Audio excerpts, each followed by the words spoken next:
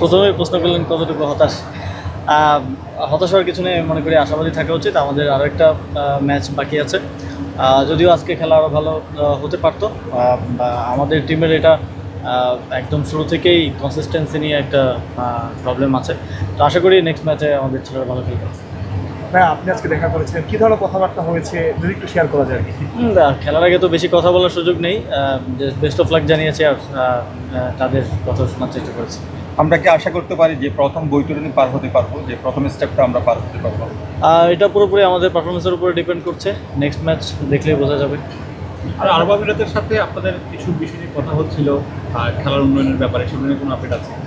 Sports hub নিয়ে আমাদের মাননীয় প্রধান উপদেষ্টা যখন এসেছিলেন, একটা সফট কমিটমেন্ট ওরা আমাদেরকে দিয়েছিল, সেটা নিয়ে আমরা ফলো আপ করছি।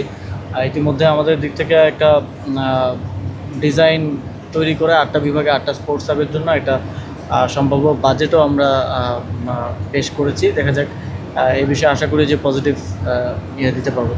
মানে দেশের বাইরে খেলা, এত দর্শক খেলা দেখতে এসেছে, আসলে এনভায়রনমেন্টটা কেমন দেখলেন সব কিছু মিলিয়ে?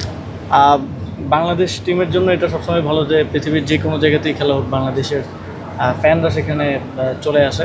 এটা অনেকটা চিয়ারিং এবং একটা টিমেরও একটা সাহসের জায়গা হয়ে দাঁড়ায়। তো বাংলাদেশের অনেক দর্শকরা এখানে ছিলেন, তারা টিমকে চিয়ার আপ করেছে। অ্যান্ড এটা সবসময় ভালো এক্সপিরিয়েন্স যে কোনো জায়গায় দল যাক, সেখানে বাংলাদেশের যথেষ্ট দর্শকরা থাকেন।